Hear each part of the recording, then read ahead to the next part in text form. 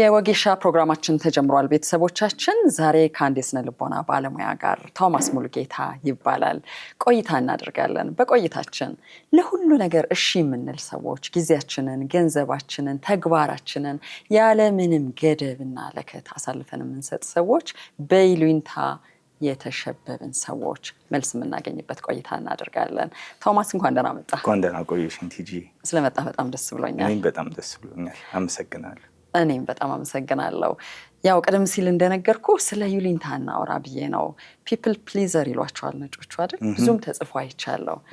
አሁን ያሉ እውነታዎች ደግሞ ወይም ግኝቶች የሰው ልጅ የተወሰነ ሪሶርስ ነው ያለው ወይም ሀብት ነው ያለው። ጊዜ ብንል ጉልበት ብንል ኖ ወይም አይሆንም ማለት አንዱ የስኬት ቁልፍ ነው ይላሉ። በእኛ ሀገር ሁኔታ ብዙዎቻችን እንቸገራለን።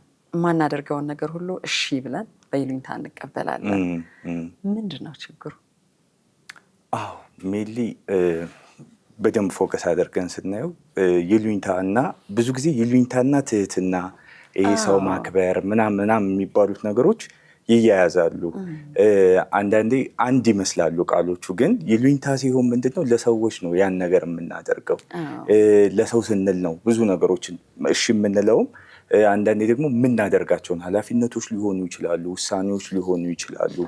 ለሰዎች ስንል እንገድባቸዋለን፣ እናቆማት። ትህትና ሲሆን ግን ለሰው አይደለም። ላይክ ይሄ ለሃይማኖትም ሊሆን ይችላል፣ ለማህበረሰቡም ሊሆን ይችላል። ሰው አየኝ አላየኝ የሚል ነገር አይኖረውም። ቅድሚያ እሱን ክሊር እናድርገው ወይም እናጥራው ብዬ ነው።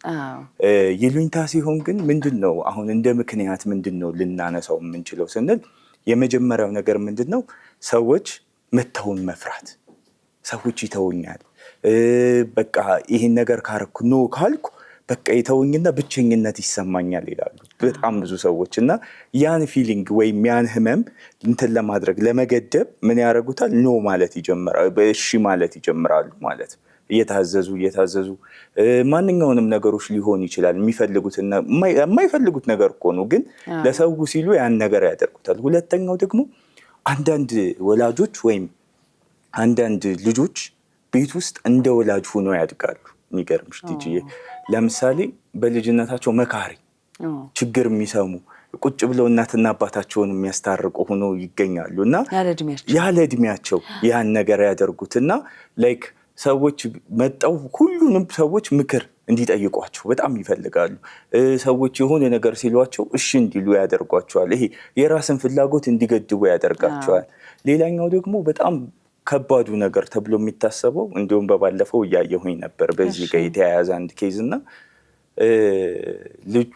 ልጁ ምን ብሎ ነው ሲያሳድጋት አንቺ ሰው የሚወድሽ ወይ ጎበዝ እንድትሆኚ ሰው እንዲወድሽ ጎበዝ መሆን መቻል አለብሽ።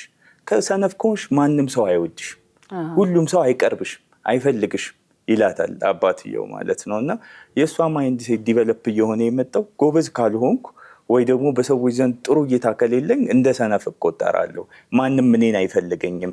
ስለዚህ ለሁሉም ሰው እሺ እያልኩኝ ጎሽ መባልን፣ ይሄ ጉቦ ከፋይ ያለ በልጅነታቸው ጉቦ እየከፈሉ ለወላጆቻቸው መስራት ካለባቸው አቅም በላይ እየሰሩ ምን ይሆናሉ ማለት ነው? ያን ነገር አክሴፕት እያደረጉት ይኖራሉ፣ እየተቀበሉት ይኖራሉ። ስለዚህ ያ ነገር ምን ያደርግባቸዋል? እያደጉ ሲመጡ አንኮንሺየስሊ ያን ነገር ወይም ይሄ ሳያውቁት ምን እያደረጉ ይመጣሉ? ላይክ ጎሽ መባልን ይፈልጋሉ በሰዎች ዘንድ። ጥሩ፣ እሰይ፣ ደግ አደረክ፣ እንደዚህ ነው እንጂ ምናምን መባልን ይፈልጋሉ። እና ይህ ብዙ ጊዜ ከልጅነቶቻችን ነርቸሪንግ የሆነ ወይም ተምረን የምናመጣቸው ነገሮች ናቸው። እንደ ምክንያት ልንቆጥራቸው የምንችላቸው ከብዙ በጥቂቱ ይሄን ይመስላል። አንዳንዴ አብሮን ስንወለድ የመጣ እስኪመስለን ድረስ ሁሉን ነገር እሺ ባይ ነው፣ እሺ ባይ ናት፣ እምቢ መቼ ነው ካፏ የሚወጣው? አይሆንልኝም እኮ አይልም ተብሎ በጣም ነው የምናበረታታው። ማበረታታታችን ግን አቢዩዝ ለማድረግ መንደርደሪያም ሲሆን እናየዋለን። ለምንድን ነው እሺ የሚሉ ሰዎችን አይ ይበቃቸዋል ማንለው? እኛ ራሱ ጥቅም እያገኘንበት ነው። ሆነስሊ ላይክ ከነዛ ሰዎች የእኛን ችግር እነሱ እየተሸከሙልን ነው ኦልሬዲ። ስለዚህ ምን እናደርጋለን? እነሱን አቢዩዝ ለማድረግ በጣም ቀላል ይሆናል፣ ወይም እነሱን ጉዳት ለማድረስ ማለት ነው እነሱ ላይ አናውቀውም እኮ እኛም እኮ ላይክ እገሌን ብጠይቀው እሺ ነው የሚለኝ፣ ስለዚህ እምቢ ስለማይለኝ እሱ ጋር ልሂድ እንላለን ማለት። ስለዚህ የሆነን ጥቅም ስለምናገኝ ከነሱ የምንፈልጋቸውን ነገሮች በደንብ ኢዝሊ በቀላሉ መንገድ ማግኘት ስለምንችል ያን ጥቅም እኛ እንደ በጎ ነገር እንጠቀመዋለን ማለት ነው። ዛትስ ዋይ በጣም ብዙ ሰው አቢዩዝ እያደረገ መሆኑን አያውቅም። በሚገርምሽ ሁኔታ እነዛን ሰዎች ላይክ ጫና እያሳደረባቸው እንደሆነ አይረዳም በጣም ብዙ ሰው። ይሄ የሚሆነው ምክንያት ላይ ከነሱ የሚያገኘውን ጥቅም ስላለ ነው ማለት ጥቅሙን ብቻ ነው የሚያው። ይሄ ሰልፊሽነስ የምንለው አለ አይደል?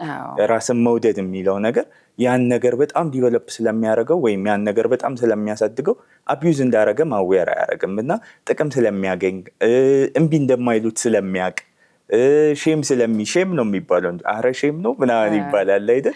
እሱን ኖ ስለማይሉ እነሱ በጣም ሼመኛ ስለሆኑ ላይክ እሺ ስለሚሉ ሁሉን ነገር ምን ይላሉ ላይክ ሰው ኢዝሊ እነሱን ማኒፑሌት ለማድረግ ይጠቀምበታል ማለት ነው። አምናው ፈቅደው ከሰጡን ካደረጉልን ምን ጨነቀ? ህይወት ይቀላል አይደል?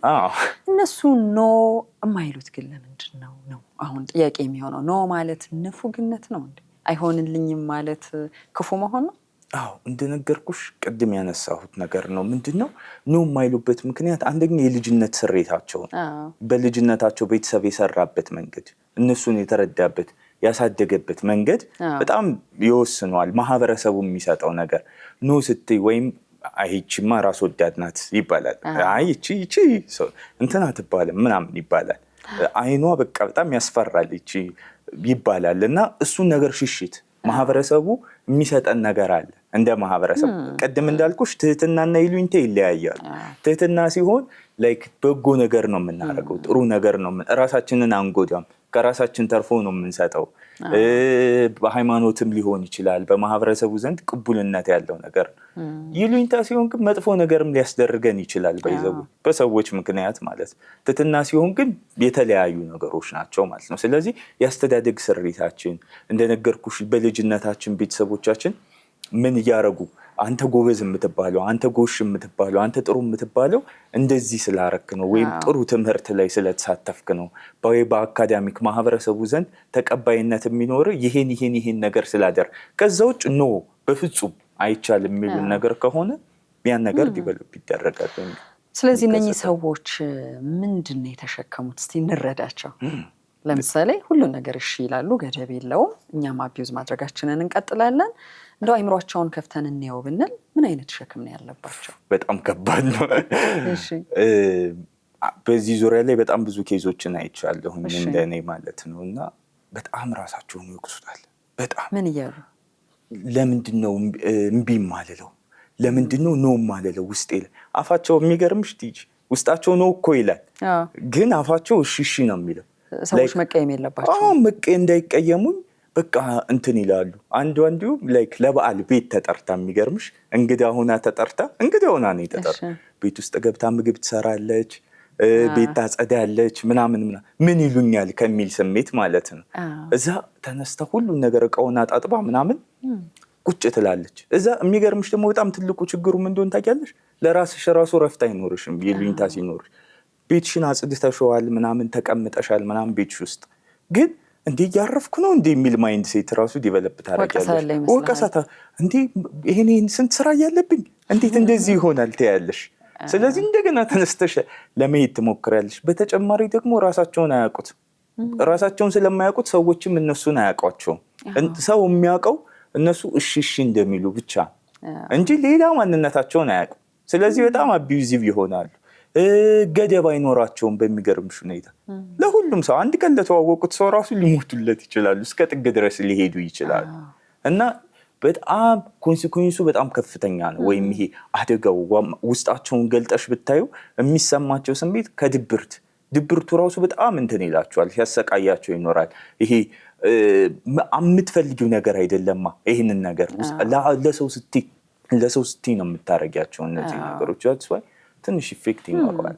አንድ በእድሜ ትልቅ የሆኑ ሴትዮ በልጅነት ትዝ ይለኛል ደጋግመው ይሉ የነበረውን ነገር እሺ የሚል ሰው እንፈራለሁ ይሉ ነበረ ይመስለኛል። ያስባሉ አሁን የምናወራውን ነገር አይምሯቸው ውስጥ እንዳለ ይገምታሉና እነኚህ ሰዎች ከዚህ ውስጣቸው እምቢ አይሆንም እያለ ግን ደግሞ ለሰው እሺ እያሉ የኖሩ ሰዎች አይሆንም ምን እንዴት ይለማመዱት? አልችልም ምን እንዴት ይለማመዱት? በጣም ጥሩ። ይሄ ትልቅ ፖይንት ነው ያነሳሽው ቲጂ። አንደኛ ጊዜ መግዛት ያስፈልጋል። ለምሳሌ ሰዎች ይሁን ነገር አድርጉልኝ ወይ ይህንን ነገር እሺ እንድትይኝ ነው የመጣሁት። የሆነ ጥያቄ ትጠይቂያለሽ። እነዚህ ይሉኝታ ያላቸው ሰዎች ደግሞ እሺ ነው የሚሉት። ግን ምን ማድረግ አለባቸው? ቆይ እስኪ ልሰብበት፣ እስኪ ትንሽ ጊዜ ስጭኝና ላውራበት፣ ከራሴ ጋር ልነጋገርበት፣ ዘን እስኪ እነግርሻለሁ። ጊዜ መግዛት ማለት ነው። አሁን በዚህ ሰዓት ሰውየውም አይቀየምም፣ ምክንያቱም ወይ እሺ ወይም ቢሚለው መሀል ላይ ነው ያለው ያን ሰው ማለት ነው። ስለዚህ ለሰው ይሄን ያህል ትኩረት አንሰጥም። የመጀመሪያው ነገር ማለት ነው። ሁለተኛው ነገር ደግሞ ራስን ማወቅ ትልቁ ነገር። ብዙዎቻችን ራሳችንን አናውቀውም እና የምናውቀው ይመስለናል። ግን እኔ በቴራፒ ሂደት ውስጥ ያየሁት ወይም በዚህ በንግግር ሕክምና ውስጥ ያየሁት ብዙዎቻችን ራሳችንን አናውቀውም። ስሜት ማለት ምን እንደሆነ፣ ሀሳብ ማለት ባህሪ ከየት መጣ፣ ምክንያቱ ምንድን ነው፣ ለምንድን ነው እሺ እያልኩ ያለሁት፣ ለምንድን ነው እምቢ ማልለው፣ ኖ ማልለው ለምንድን ነው እያለን ራሳችን መጠየቅ ያስፈልጋል። ምክንያቱም ላይክ ነገሮችን ሼፕ የምናደርገው ወይም አቅጣጫዎችን የምንይዘው በዚህ አይነት መንገድ ስለሆነ ራሳችንን ስናቅ የስሜት ብልሃትነት ትልቁ ነገር። ከስሜት ብልሃትነት ውስጥ ራስን ማወቅ፣ ራስን መግዛት፣ ማህበራዊ ግንኙነት፣ ማህበራዊ ስኪላችን ምን ይመስላል፣ ከሰዎች ጋር ያለን መስተጋብር ምን አይነት ነው የሚሉትን ነገሮች በደንብ ማስተዋል ያስፈልጋል። አንዳንዴ በጣም ከከበደን ነገሩን መረዳት ካቃተን የስነ ልቦና ባለሙያ ማማከር። ምክንያቱ ምንድን ነው? አሁን እንደነገርኩሽ ቅድም አንኮንሽስሊ ነው አይደል ነገሮቹን የሚያደርጉት። እነሱም አያውቁትም። ለምን ለምን ለምን እያሉ ሁሌ ይጠይቃሉ። ምክንያቱን አያውቁትም። ግን እኛ ጋር መጣው ላይክ ታሪካቸውን ስንወስድ የልጅነታቸውን ታሪካቸውን ቅድም እንደነገርኩሽ ማለት ነው ያነሷቸው እንደ ምክንያት ብለን እንደዚህ አይነት ምክንያቶችን ልናገኝ እንችላለን። አንድ በጣም ትልቁ ነገር ምንድን ነው? ምክንያቱን ማወቅ ራሱ ትልቅ እረፍት ነው፣ ትልቅ ሰላም። ለምንድን ነው ሁሌ እሺ የምለው? አዎ እሱ ራሱ ለምን በቃ ምክንያት አልባነት ራሱ በጣም ያሰቃያል፣ በጣም። ስለዚህ ያን ነገር ምክንያቱን ማወቅ፣ መረዳት፣ ማዳመጥ፣ ራስን ማዳመጥ። በመስማትና በማዳመጥ ውስጥ ያለው ልዩነት እናውቀዋለን። ስለዚህ በደንብ ነገሩን አንደርስታንድ ማድረግና ወደ አእምሮ ማድረስ በጣም ወሳኝ ነገር ነው ማለት ነው። እሺ ሲል የነበረ ሰው ይሄ ለውጥ ውስጥ ሲገባ ከላይ አምጿል፣ ከላይ ተለውጣለች፣ ምን ሆኖ ነው፣ ምን አግኝቶ ነው፣ አንድ የሆነ የባህሪ ለውጥ አለ የሚል ደግሞ ማግለል አለብን። ምክንያቱም ያንን ሰው ለረዥም ጊዜ የምናውቀው ሁሉንም ነገር እሺ ሲል ሲታዘዝ ነው። ቅድም ያልከው ደግሞ መግቢያ ላይ ዋናው ነጥብ በትህትና ስለ ነው የለ እሺ ማለት ትህትና አጣ፣ ወደማይሆን ማንነት መጣ የሚለው ነገር አስፈሪ ነው። ስለዚህ ለማለማመድ ከየት ይጀምሩ፣ እንዴት ያድርጉ የሚለውን ብንቋጨው ጉዳያችንን በዚህ ነገር ደስ ይለኛል። አሁን ይህም በሁለት ነገር ከፍለን እንየው፣ እንደ ማህበረሰብና እንደ ግለሰብ ወይም እንደ ሰው ማለት ነው። የቅርብ ጓደኞቻችን ይኖራሉ። ለምሳሌ የሚያውቁ ብዙ ዓመት አብረውን ይኖሩ፣ አብረውን ያድጉ፣ አብረውን የኖሩ፣ ብዙ ነገሮችን አብረው ያሳለፉ እና እኔን የሚያውቁኝ በዛ መንገድ ነው።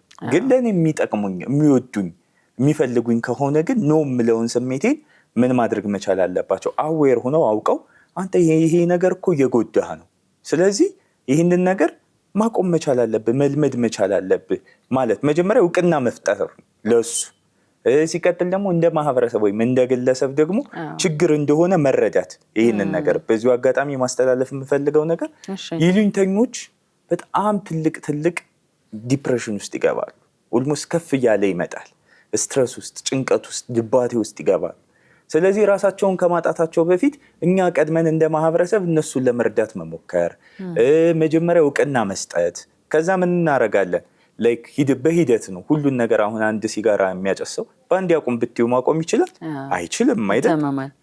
ስለዚህ በሂደት ነው፣ ቀስ ቀስ እያደረግን ነው የምናስቆመው። ስለዚህ ቅድም እንዳልኩሽ ጊዜ እንዲገዙ መርዳት፣ እስኪ ቆይ እስኪ እንድሰብበት የሚለውን ማይንድሴት ዲቨሎፕ እንዲያደርጉ ማድረግ፣ አካባቢያቸው ላይ ቆመው እንዲናገሩ፣ ይሄ ያላቸውን ስሜት በደንብ እንዲወጡ፣ ኖ ማለታቸውን ኖ የምልበት ምክንያቱን አሁን እየተረዳ ነው አይደል? እያወቅ ነው አይደል? ስለዚህ ኖ የምልበት ምክንያት ይሄ ነው። ላይክ ኖ ያልኩበት ምክንያት ማስረዳት አለባቸው። ምክንያቱም ይሄን ነገሬን አጥቻለሁ፣ ይሄን ነገሬን በዚህ መንገድ አጥቻለሁ። ስለዚህ አሁን ኖ ማለት መጀመር ያለብኝ ሰዓት ነው። ስለዚህ ራሴን እየገነባሁት ነው። ለውጡን ደግሞ ያዩታል በሚገርምሽ ሁኔታ። በጣም ደስተኛ አሁን ባለፈው ክላይንቴ በቃ ምን ያህል ደስተኛ እንደሆነች ብታይ። ላይክ ሙሽራን ይሆንኩታለች ቤት ሂጄ ላይክ በፊት እንደዛ የምታጸዳው የነበረችው የሰው ቤት የምታጸዳው አሁን ቁጭ ብዬ እነሱ ሲያጸዱ ሳይ እስካሁን ምን ሆኜ ነው ኢነርጂን ያወጣሁት ለነሱ። ላይክ ኦፍ ኮርስ ማገዝ ባለባት ነገር አግዛለች። ግን እንደ ድሮ ይሄ እንግዲህ ሆነሽ ተጣርተሽ አስበሽዋል ምግብ ቀርቦልሽ አንቺ ለሰው ሄደሽ እንትን ስትይ ማለት ነው። እና ውስጣዊ ሰላም አለው፣ በጣም ያረጋጋሻል፣ ካልም ያደርግሻል። ስለዚህ አሁን በአጠቃላይ አንደኛ ምክንያቱን ለምንድነው ነው የምልበት ምክንያቱን ማወቅ መረዳት ያስፈልጋል። ሁለተኛ ደግሞ ይሄንን ነገር ካወቅን ወደ መፍትሄው መሄድ፣ ከኛ ባስ ካለ ደግሞ ወደ ስነ ልቦና ባለሙያዎች እገዛዎችን ማግኘት በጣም ወሳኝ ነገር ነው ማለት ነው። በጣም ቆንጆ አጠር ያለ ቆይታ ግን ትኩረት የሚደረግበት ጉዳይ ነው ያነሳ ነው። ቶማስ የስነ ልቦና ባለሙያ ቶማስ ሙሉጌታ የቻናል ዋን ስቱዲዮ መጥቶ የወጌሻ እንግዳችን ሆኖ ብዙ ቁም ነገሮችን አካፍለውናል። በጣም ነው የምናመሰግነው። በጣም ቤተሰቦቻችን ያው ራሳችንን እስቲ ፈተሽ እናድርገው። በዩሊንታ ምክንያት ስንቶቻችን ምን አተናል? ያለን ሀብት፣ ጊዜ፣ ጉልበት፣ ትኩረት እነኚህ ሁሉ ነገሮች እንግዲህ የት ቦታ ሄዱ ሳንፈልገው። በኋላ ላይ ደግሞ ቅድም ባለሙያው ቶማስም እንዳለን በጸጸት፣ በመቆጨት፣ በድብት እያሳለፍን ያለን ሰዎች ከዚህ ሁሉ ነገር ውስጥ እንዴት መውጣት አለብን የሚሉ ሙያዊ ምክሮችን እንዲህ ማዳመጥ ማንበብ አስፈላጊ ይሆናል። ወደ ተሻለው የኑሮ ዘዬ ደግሞ መምጣት ጠቃሚ ይሆናል የሚለውን ያየንበት የወጌሻ ቆይታችን ነበር። ስለነበረን ጊዜ ከልብ እናመሰግናለን። በሚቀጥለው ሳምንት በወጌሻ ፕሮግራማችን ከሌላ እንግዳ ጋር አገኛችኋለሁ።